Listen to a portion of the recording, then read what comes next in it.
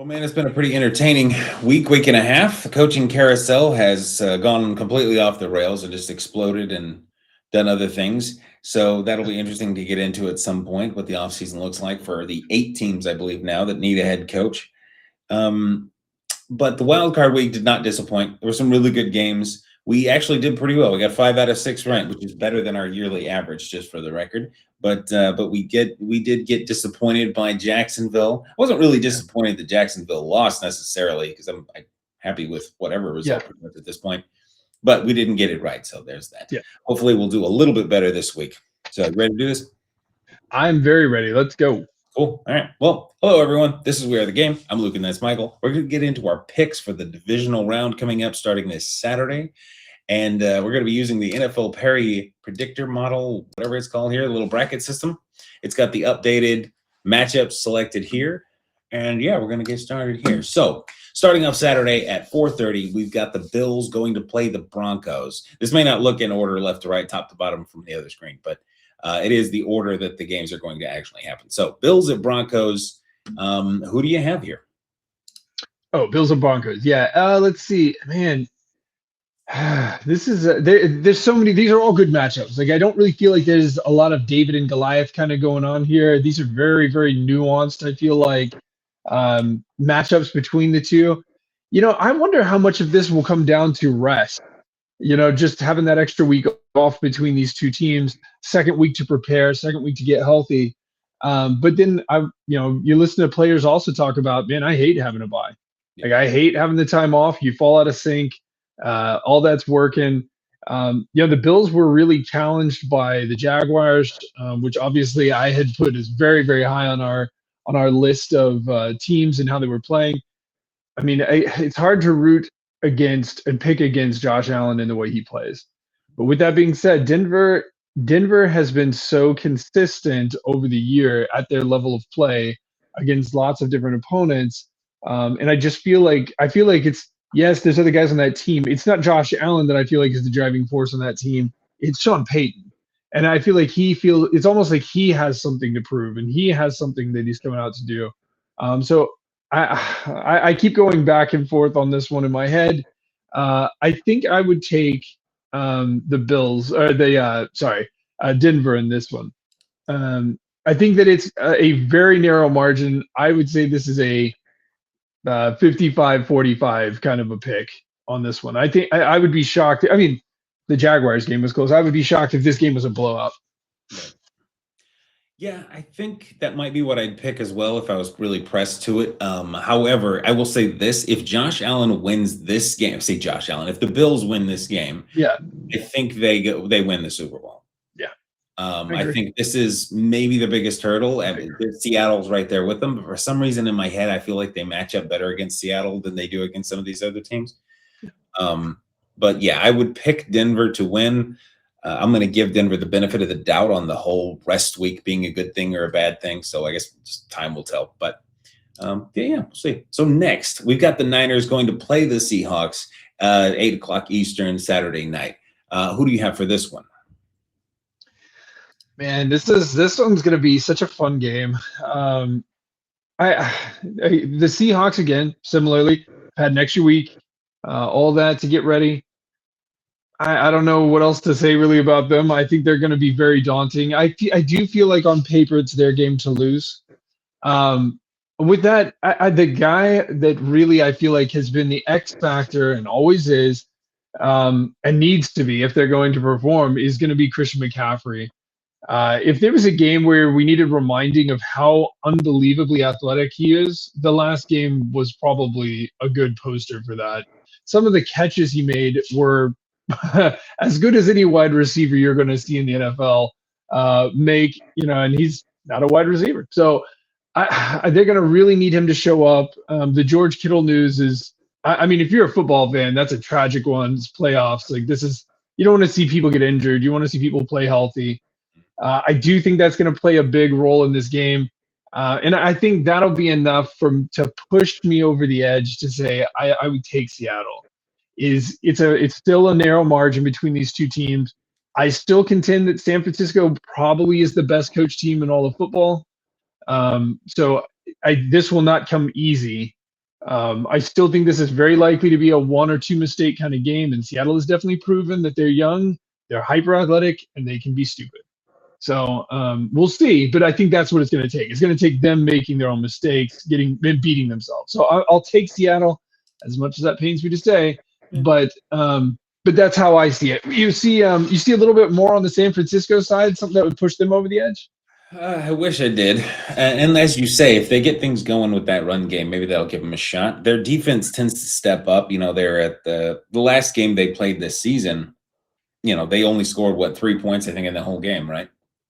Yeah. But on the other side of this, kind of goes under the radar, is they didn't allow but like 13 or 16 or something like that. So their defense is somehow still quite capable, and it's driving up the asking price for Robert Saleh every time they win a game they're not supposed to. So Yeah. we'll see how that plays out in the coaching search for various teams. But yeah, this should be Seattle. Just, you look at any team and you take out like the equivalent of a George Kittle, a Fred Warner, and a Nick Bosa, and you're like, yeah, that team's probably done. And Yeah. so the fact that they made it this far, but I you keep betting against them and they keep winning, but this feels like maybe the wall. So I'll go with Seattle. I'll hope for the Niners, but I'll go with Seattle here. So Yep, makes sense. here's to being disappointed. So then we move into Sunday, and at 3:00 Eastern, we've got the Texans going to play the Patriots. Should be a fun game. Somewhat unproven Patriots. I mean, they had a good wild card week, don't get me wrong, but this new regime is not really tested in the playoffs all that much. And CJ Stroud just won a playoff game for the third year in a row. So that's quite an impressive thing. I think I read that Peyton Manning didn't win his first playoff game for like 6 years. So, I mean, it's quite nice. So anyway, who do you have winning this one? Obviously another tough matchup. These are the two teams that actually kind of won their games by margins, rather than it just being like this very small thin slice. They actually had some like, hey, we scored multiple times. The Patriots defense continues to surprise me. They're a solid unit. They're really not. I don't think they're as stifling game to game as they appeared to be against the Chargers. But they're a good defense. They're solid. I do think they're going to really challenge the Texans, probably more than the Steelers did. But okay, and their offense is consistent. It was a little odd in this game, but it was consistent. So I think they're there. The Texans' defense is really scary. It's really scary. I really was not overly impressed with their offense. I wasn't like, oh, their offense is terrible. I just wasn't like, oh, okay, wow, this is a great offense. So much as the defense is disturbingly great. So I think right now with the way their defense is playing, I'm tempted. I want to take the Houston in this game, which honestly over the last 3 weeks is a real surprise even to me to pick them, just because I think the Patriots have been so consistent. But we've kind of gotten into this crunch time, and I just feel like this is going to be a real challenge for them. I'm going to take Houston. Where did you end up on this one? Well, this one's one to struggle with, to be sure. But I do like the way they're playing right now. And I feel like the Patriots are a year ahead of schedule. And I like the way they matched up against the Chargers. I think we talked about it at the time. I just thought that was kind of a bad matchup for the Chargers, kind of a weird one, but just didn't look right. And it kind of played out that way. And this one, I think you're right. I think the Texans are something of a bad matchup for the Patriots. Kind of went under the radar as they were able to get their run game working relatively well against the Steelers. I know they didn't get in the end zone until the fourth quarter, pretty much. In fact, I think it was actually the fourth quarter. But they were able to move the ball a bit better. And if they get that run game going a bit more consistently, again, that will really help them. So I would probably pick Texans as well. You see this one as being close, or you see this as like, no, I think something's going to happen in this game. Defense going to make a turnover. It's going to start getting spread. What do you think on that one? You think it's going to be close? I think it'll end close. It may get separated for a while, and it's 21-7 in the fourth quarter. But then whatever team is down either comes back and makes it close, or comes back and wins. So I don't think it'll end with more than one score. No. Yep. But we shall see. All right, and last but not least, we've got the Rams going to play the Bears, both coming off of nice wins. I mean, I say nice wins. I mean, the Rams barely eked out a win over the Panthers, who most people are like, oh, the Panthers shouldn't even be here. That was like an obligatory kind of inclusion here, but they were there and they played them really tough. And it seems like they just have a matchup thing with the Panthers because of, they lost to them during the regular season. Obviously, the Rams are a better team than the Panthers right this very second. We'll see how things move going into next year, but they just seem like they played them really well. And then you got the Bears. Bears had a nice game over the Packers, ultimately, although it didn't look nice going into the fourth quarter. But then they are the comeback kings right now. I will also say it felt like the Bears had all these close calls, almost taking the ball away from Green Bay. You just kept seeing the ball on the ground, and it just it just Right bounced back right into into their Green arms. Bay's hands. Yeah. I don't know that every team's going to get that lucky. So the Bears are masters of punching the ball out and things like that. And it feels like that might be really relevant in this game. Who do you have winning, though? Yeah, I mean, one of the things that I was thinking about towards the end of that game where they're coming back, scoring all these points, is you know, is the Packers game against Dallas, which was pretty high scoring, back and forth, all of that. And what stopped that game from being a Dallas win was Micah Parsons pressuring Dak Prescott and catching him as he was running into the end zone before he could get there. And I just thought, man, if Micah's here, I don't think the Bears win this game. Like, this is another game where I'm like, the way this game was in the fourth quarter, I think if Micah Parsons is there, they don't win. Now, again, that's way to go, Bears. Good win. Like, congrats. But it's just not a particularly convincing win. It's a great comeback, but it's not. But on the other side, the Rams are in the same boat. I think the Panthers are a better team than people think, but there's still a lot of parts there that don't work consistently. They dropped 31 points on a team that halfway through the season, I think we had listed as like the number one team or the number two team. So this has become an odd game. My gut tells me that the Rams are going to pull this one off. That would be my gut on this one, is the Rams are going to pull this one off. And then I'm betting that even though the Bears, as you already said it, and it is the truth, are the comeback kings, that Matt Stafford is going to be the veteran who just outduels. That's my take on this, is that the Rams will outduel the Bears at the end. But this one should be close. I mean, to be fair, the Packers-Bears game was almost a blowout heading to the fourth quarter, so you never know. But that'd be my pick. My gut saying it's the Rams on this one. I could be totally. This is the one where I feel like I could be totally wrong on this one. Where are you at on this? So for this one, I'd probably go the other way with it. And I know it's a division thing, so. Oh, sure, but yeah, like here we are. But how do we say this?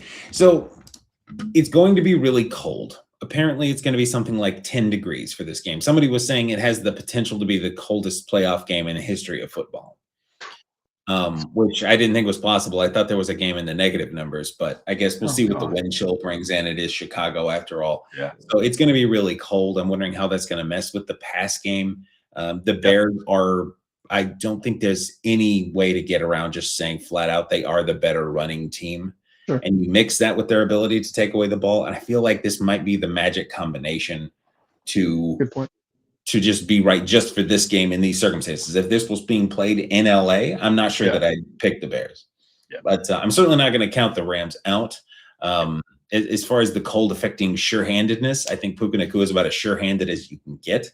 So, I mean, and that's who they're going to lean on. Like, they have, they just telegraph to everyone as like, hey, Puka Nacua is the guy. It's just like Cooper Kupp in 2021 all over again. And so we'll see if it's enough. If they can get through this, they don't really get another ridiculously cold weather game again to close out, unless like Buffalo sneaks through or something. But well, even then it would be in the Super Bowl. So yeah, never mind. Yeah, that's true. But yeah, so it should be really good. I won't be surprised if the Rams win, but I think the circumstances are just right. And again, they were, I don't want to say robbed, but robbed by bad luck, I guess you'd say, of just the bounce of probably 4 turnovers in the Packers game. So that game ended up being going right down to the wire, and it probably should have been a blowout going the other way in a lot of other circumstances. So again, you're right. I agree with that game, the way things were going. The Packers should have won with Micah Parsons there, but there was just there's some odd stuff that happened in that game, and it's division and all that noise. So anyway, I'd take the Bears here, I think. And hopefully I don't have to see an NFC West team in the playoffs that isn't red, and the Cardinals. Yeah. So, all right. Well, very good. Makes sense. Any final thoughts?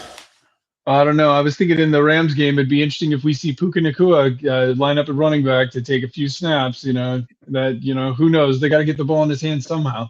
Well, they've got some solid running backs. I don't mean to say like this will be absolutely. run, and the Bears are just, so much better. I like Blake Corum and Kyron Williams, assuming they're both able to play this week. It's not that. It's just I think that Monungai and Swift are playing better right now, and they're being schemed up better. I think their offensive line for the Bears is more kind of schematically designed to create better gaps than the Rams have been doing very consistently. So I just think that's kind of what's leaning for me. I totally agree with that. Yeah, I totally agree with that. I think for me, it was more thinking about just how do you get on a cold weather day the ball in Puka's hands more. That's all I was thinking of. And it was more sarcasm than reality. But yes. Puka's tough as they come, though. So, I mean, he's still going to get 100, 150 yards, I believe. So he might even challenge Larry Fitzgerald's 2008 playoff run stat record kind of thing. Oh, right. So we'll see. That'll be a big deal. But that would be. Yeah. So, all right. Well, thanks for joining us, everyone. It's been fun to get into these games. This is the divisional round. Next week, we'll get into the AFC and NFC Championship rounds, which won't take us particularly long because of just two of them. But we'll see how many of these games we get right. Let us know what you think down in the comments. Who do you think is going to win and why? Any fun things like that. We might get into some coaching carousel stuff at some point if we find the time. But that stuff is always moving, so we'll see. And we've got some kind of busy lives right now as well. So, again, I hope you'll join us again. Give us a like and a subscribe. And, I hope you have a fantastic day.